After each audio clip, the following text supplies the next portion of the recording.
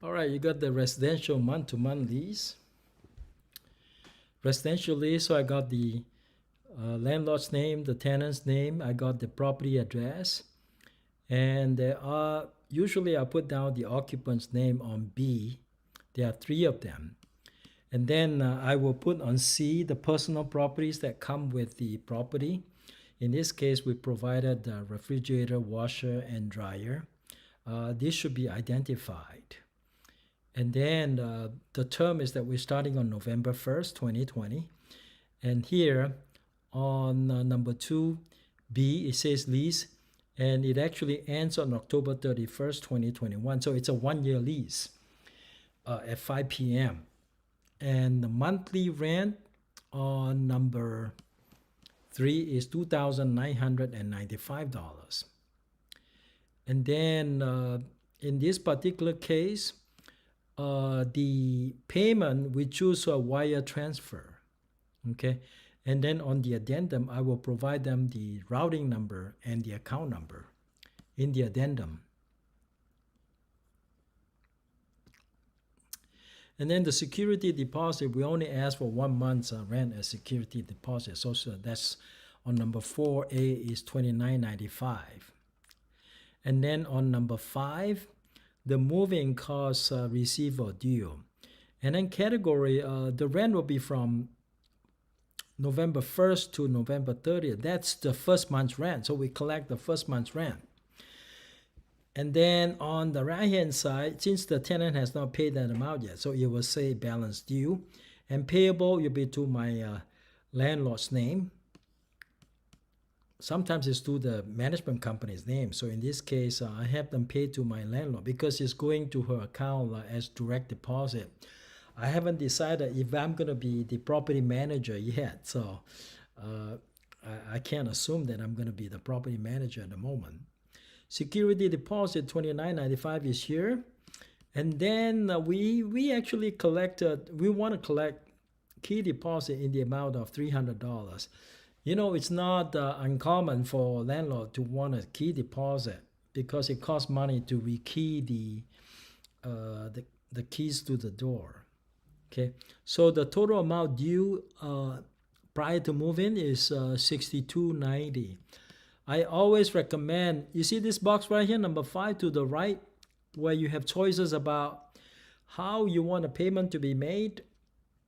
I always pick cashier check to be safe because sometimes if you accept personal check, it bounces. It happened to one of my agents. The prospective tenants gave him personal check. He accepted it. And then before he had a chance to cash that personal check, they moved in and immediately the check bounced. And then bad things happened after that. After that, the tenant damaged the property. The tenant refuses to leave, in the beginning at least. And after the tenants decided to leave, no, actually we had to do an eviction, unfortunately. So after the tenants are evicted, the damage has been done. It was terrible, terrible, terrible. Bad tenant screening and also bad payment method. It should be cashier check. Even for cashier check, usually I like to make sure it clears before I let the tenant in. Okay, so collect the cashier check like 2 to 3 days before they move in. I think it's better that way. Late charge, usually I don't want to go above $150 for a $3,000 monthly rent. If it's too high, the judge might feel that it's an illegal late charge there. The judge may not allow it anyway. $150 seems reasonable. And parking, I will usually indicate it's the garage and the driveway. And then there is no extra charge for parking in most cases, so it should be so identified. Storage, I usually leave it blank. Instead, I check 8B where it says except for tenant's personal property contained entirely within the premises. Storage is not permitted on the premises. The reason is you don't want the tenant to use the property as a junkyard, right? You don't want all kinds of junks on the property. So that's why you need to make sure that you check B, okay? In most cases, they should not have a lot of things that they want to store on the property. Garbage, in addition to paying for the utilities, in this case, we're making the tenant pay for the garbage. That's why I put down garbage here. 10C, my plan is to have the tenant complete the move-in, move-out form. So that's why I check number C, because I plan to give them a move-in, move-out form and have them do a walkthrough with me and make sure that everything is noted on the form. This is a brand new home. They closed escrow like a few weeks ago. So there should not be any problem that the tenant might see anyway. But I think it's good that you have them sign a move-in, move-out form so that in case, after they leave and they left damages on the property, we can actually show proof that this did not exist at the time of moving in and therefore can deduct the cost to make the repairs from their security deposit. Go to the next page. On 11B, I will check tenants shall water the garden, landscaping, trees, and shrubs. Unless the landlord has a full-time gardener doing that, you want the tenant, even the landlord has a full-time gardener, you want the tenant to water the garden, landscaping, trees, and shrubs. See here says tenants shall maintain the garden, landscaping, and shrubs. Unless landlord has a gardener that does it. In this case, my landlord doesn't. On 11G, it is important to specify here that the refrigerator, washer, and dryer that we provide to them, we're not going to have any warranty and we will not repair. Otherwise, when the refrigerator is broken, you get a phone call from the tenant and say, okay, landlord, my refrigerator is broken. I want you to come and fix it. At that time, you can't say you don't want to fix it because you did not state in your lease agreement that you are not responsible for repairing the refrigerator, washer, and dryer. So even if you want to, you're not required to provide refrigerator, washer, and dryer. However, it is easier to get a property leased if you include the refrigerator, washer, and a dryer. Okay. All right, let's go to the rest are just default. Okay. Now, if it's in the condominium, like in this case, we have a planned unit development because they are common areas. So if you are in a common area, if you're in a property that has an HOA, you might want to put down the name of the HOA on the form because you will need to do that. Okay. And then somewhere in here, you will have to state that you will provide the rules and regulations to the you see here number C here, 15C. I actually checked this box because I plan to provide the rules of the HOA to the tenants within 7 days. Okay.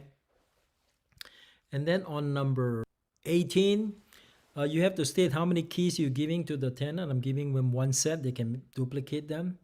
And then one key to the mailbox.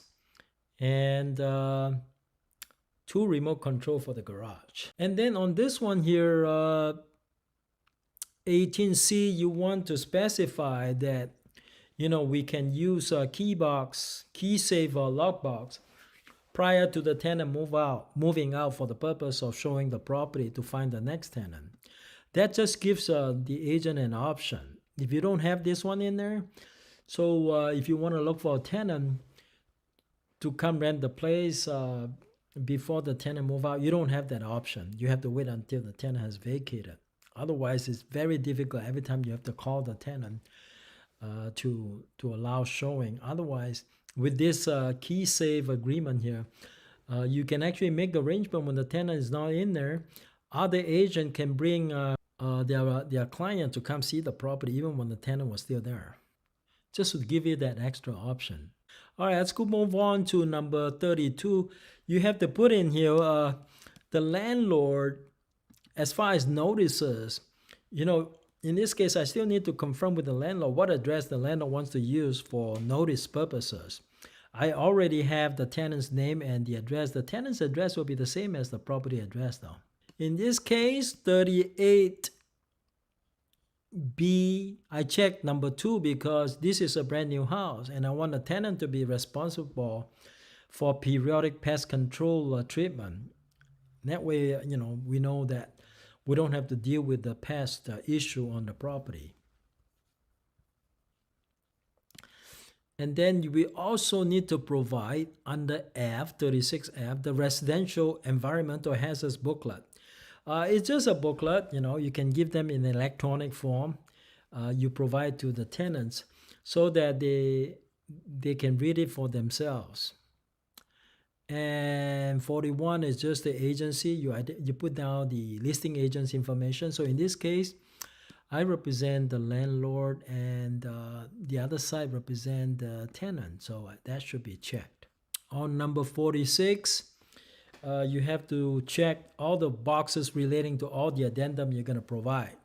So I have the key safe lockbox addendum. I have the lease rental mold and ventilation addendum. That is a very important addendum because you want the tenant to look after the property and not let moisture into the house and not let moisture lingering around the house. So keep the property dry so they don't have a mold problem because we don't want to have to deal with mold issue. Bed bug disclosures is required by law, so we have to provide that. Rent cap and just cause addendum, that's also required by law. We have to provide that. Tenant flood hazard disclosure, we have to provide that as well.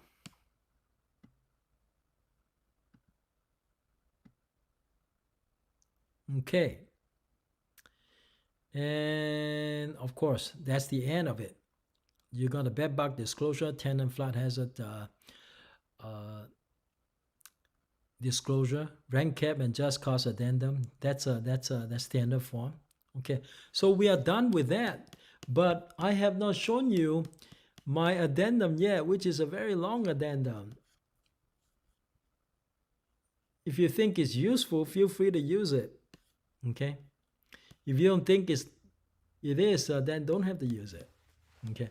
Now in my addendum, there are a few other things that are not in the lease agreement that I wanted to provide to the other side to look at, and it should be part of the agreement.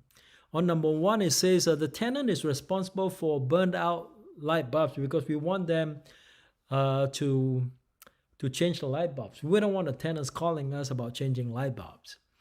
And then number 1, it also says replacing the batteries in the smoke detector and carbon monoxide device to maintain a proper safety measures and working order. So that's also another thing that is good to have in your addendum. You make sure the tenant doesn't call you and say, hey, the smoke detector is not working, when the issue is just about changing the battery, right? Number 2, it says tenant is responsible for prevention treatment of ants and common spider bugs in and around the property. Same thing, you don't want to have the tenant calling you about ants issue. We make them responsible for it. Okay. Notice I did not put roaches here. I put ants, spiders, and bugs because if it's roaches, it's a different issue. Okay. Landlords are usually responsible for eliminating roaches from the property. Okay. Number 3 says to change the heating air filters. Yeah, you don't want the tenant calling you about changing air filter. You want them to do proper maintenance on the property. Okay. So number 4 talks about in case there is a dishwasher air gap leaks, you want them to be responsible for it. Okay. You don't make that kind of repairs. And number 5 say no pets or animals. I already checked with the tenant. They said they're not going to have animals, so I put this down. If they want to have pets and animals, then you will specify the type of pets they are allowed to have based on what they're telling you. Number 6 says tenant is expected to take care of finished appliances and services. No potato fillings. You don't want to put all kinds of stuff into the garbage disposal because if they put it in there, you will have a lot of problem because you will get phone calls from them about the garbage disposal getting stuck and things like that. In fact, I was thinking about putting in the lease agreement about garbage disposal. I could have put down on the lease agreement that the tenant is responsible for any repairs to the garbage disposal because they are getting a brand new garbage disposal. So if it's broken, it's probably because of the tenant's usage and not the landlord providing a bad garbage disposal to them. And number 8 talks about, the landlord already have the interior professional clean, so the tenant needs to acknowledge that. So when the tenant leaves the property, they need to do the same. Not only do they need to do the same, they need to hire the same vendor as the one that the landlord uses. Well, the importance of that is that at least you can maintain the same standard. If they use their own vendor, sometimes you don't know how good their vendor is. They might not do as good a job on the cleaning, right? Okay. And number 9 is talking about mailbox number. So I need to insert the mailbox number here. Number 10 is talking about asking them to maintain renters' insurance policy. So, that's important because in case thefts occur, they lost some things, then there's finger pointing and all that. You don't want any of that. So you ask them to get their own renter's insurance. Number 11 is talking about the account information for the tenants to make the direct deposit. Now notice that on number 11, I said that in the event of unlawful detainer, at that time, you don't want the tenant making direct deposit. So you put down in the agreement that if ever there's an unlawful detainer filed, you don't want the tenant causing problem about you losing the unlawful detainer because they went ahead and sent the direct deposit and then they produce proof to the judge that you received their rent while the unlawful detainer is pending. And you could lose your unlawful detainer. So even though it's a good thing that you're allowing direct deposit, but the exception is that once an unlawful detainer is filed, no direct deposit is authorized. Number 12 talks about you don't want them to plant any vegetation of any kind on the premises because sometimes they might plant some plants that could cause damage to the neighbor's property. We don't know what kind of plants they're going to plant. So no planting of any kind on the property without the landlord's prior written consent. Number 13 is talking about unclogging. Sometimes the drains got clogged or the kitchen sink got clogged or the bathroom, the toilet got clogged. You want the tenants to be responsible for that. Usually it's the tenant's fault. It's rarely the landlord's fault that the drains got clogged. So, we put on the lease agreement that we want them to unclog this. Okay. Number 14 talks about forwarding address. Sometimes when the lease ends, the tenant doesn't leave you a forwarding address and you don't know where to send the statement of account for the security deposit and any unused security deposit. So to avoid that problem, you want them to agree that within 14 days after they move out, they're supposed to give you a forwarding address. Now, if they don't give you the forwarding address within 14 days, you can there's actually more on this form. I just don't see it here, but there's actually an overflow. So let me find that form and then we can talk about it. There's actually text overflow because I run out of room. See, whenever you run out of room, the zip form actually gives you like a text overflow. Now, if I click the PDF, I can actually see the text overflow. You see after number 14, you see text overflow addendum. So the text overflow addendum is talking about number 13. It says tenant is responsible for unclogging, right? And then number 14 is talking about forwarding address. So that's the last provision on my addendum. In case that they don't give you a forwarding address within 14 days after they move out, you can actually send the statement of account for the security deposit or any refunds to them to the same property address, which is the property that you're renting them to. Okay, so that's pretty much what my proposed lease would look like. These are very protective of the landlords, obviously, and I'm sure the landlords are going to be appreciative of that. And I hope that you find this helpful. If you want to adopt this, feel free to adopt them. Okay, or you want to use it as a template, you're welcome to do that too.